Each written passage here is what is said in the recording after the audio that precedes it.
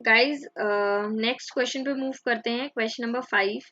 Question number 5 आप read कर लीजिए। वहां पर लिखा हुआ है कि जो एक सेट है वो नल सेट है, तो बेसिकली उसमें एलिमेंट 0 होंगे, ठीक है। और जब हमें पी ए निकालना होता है, ठीक है, पावर ऑफ सेट निकालनी होती है, तो हम लिखते हैं 2 की पावर n। और n क्या होता है? Number of elements. और यहाँ पर नंबर ऑफ एलिमेंट 0 है, तो इसका आंसर क्या आ जाएगा? 1। क्योंकि किसी की भी पावर 0 होती है तो अल्टीमेटली उसका आंसर क्या आता है? 1 आता है।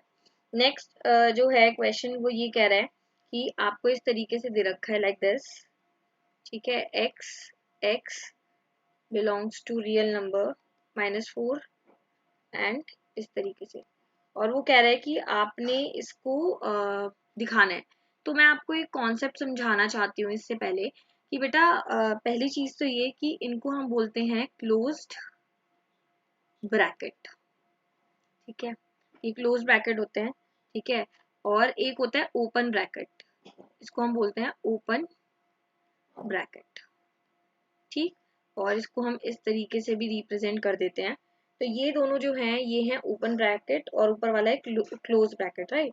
तो जहां पर इक्वल्स टू आ रहा होता है वहां पर क्लोज ब्रैकेट का यूज होता है। अब आप यहाँ देखो, इसके नीचे इक्वल टू आ रहा है तो 6 के आगे क्लोज ब्रैकेट का यूज होगा, वाइल यहाँ पर कोई भी इक्वल टू का साइन नहीं है, तो जो -4 है वहां होगा ओपन ब्रैकेट का यूज, ठीक है। तो आप इस तरीके से लिखेंगे। अदरवाइज आप इस तरीके से भी लिख सकते हैं, ओपन ब्रैकेट इस तरीके से, और ये आपका हो गया इधर क्लोज ब्रैकेट, क्योंकि ये दोनों में से कोई भी ब्रैकेट आप यूज कर सकते हैं, ठीक है। तो ये था। सेकंड पार्ट पे मूव करते हैं। सेकंड भी आपको समझ आ जाएगा। सेकंड आपको दे रखा है x belongs to real number -12 and this.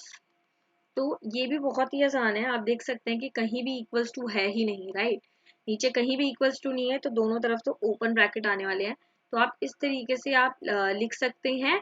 Otherwise आप चाहें तो इस तरीके से भी लिखेंगे तो ये भी सही है। वो था करेक्ट, ठीक है। तो ये थे हमारे क्वेश्चन नंबर 6 के पार्ट। और मैं आपको करवा देती हूँ थर्ड पार्ट। आपको बेटा दे रखा है that x belongs to real number 0, इस तरीके से लिखा हुआ है। अब मुझे बताओ आप कि यहाँ क्या यूज होना चाहिए। मैं चाहती हूँ आप मुझे आंसर्स दो। तो यहाँ ऑलरेडी क्लियरली है कि इक्वल्स टू है, तो यहाँ तो क्लोज ब्रैकेट आएगा, वाइल 7 के साथ आएगा आपका ओपन ब्रैकेट। और दूसरी तरीके से आप ऐसे लिख सकते हैं, ठीक है। तो ये हो गया।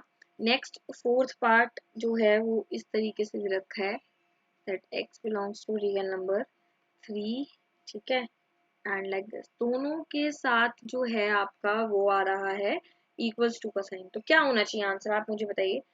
सिंपल है, दोनों तरफ जो है आपके क्लोज ब्रैकेट आ जाएंगे। नेक्स्ट की तरफ मूव करते हैं। Question number 7। क्वेश्चन नंबर 7 कह रहा है right the following into set. अब आपने इनको सेट में लिखना है। आपको इस तरीके से रखा है -3 और 0, और आपने इसको सेट में लिखना है। तो सिंपली आपको दिख रहा है that x belongs to real number, जहां पर -3 इस तरीके से एरो लगाएंगे, और आप नीचे इक्वल नहीं लगाएंगे। इक्वल क्यों नहीं लगाया वो आपको क्लियर हो चुका है, बिकॉज दोनों तरफ ओपन ब्रैकेट है, इसलिए नीचे इक्वल नहीं लग रहा है। तो जो आपका x है वो -3 से तो बड़ा है लेकिन 0 से छोटा है, इस तरीके से आप लिखेंगे, ठीक है। वहीं पे अगर सेकंड पार्ट की बात करूं मैं, आपको इस तरीके से दे रखा है, तो इसको आप कैसे लिखेंगे। x जो है वो बिलोंग करता है रियल नंबर से, जहां पर 6 जो है क्योंकि क्लोज ब्रैकेट है, बड़ा है, जो मतलब x है वो बड़ा है 6 से या उसके बराबर है। सिमिलरली 12 से छोटा है या उसके बराबर है, इस तरीके से आप लिख देंगे। तो इस इतने आसान क्वेश्चन है बेटा ये। नेक्स्ट आप कर सकते हैं। आप देखिए और मुझे बताइए कैसे लिखेंगे आप इसको। डेफिनेटली आप इस तरीके से लिखेंगे, वेरी गुड, लाइक दिस, ठीक है। और ये जो है आपका 1 सेकेंड सॉरी, इस तरीके से लिख देंगे। और यहाँ पर आपने रिप्रेजेंट कर दिया, क्योंकि यहाँ पर ओपन ब्रैकेट है तो यहाँ पर इक्वल्स टू नहीं आएगा, ठीक है। अब मैं बात कर लेती हूँ आगे के क्वेश्चंस की। क्वेश्चन नंबर 8 की अगर मैं बात करूँ तो यहाँ पर बात होगी यूनिवर्सल सेट की। बेटा यूनिवर्सल सेट वो सेट होता है जो कवर कर लेता है सबको, ठीक है। अगर मैं बात करूँ, सपोज मैंने लिखा कि आपकी क्लास में स्टूडेंट्स कितने हैं, ठीक है।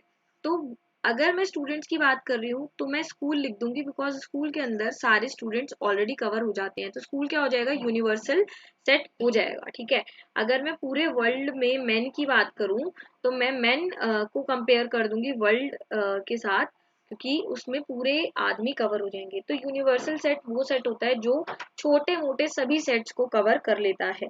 तो यहाँ पर क्वेश्चन नंबर 8 की अगर मैं बात करूँ, यहाँ पर दे रखा है the set of right triangles.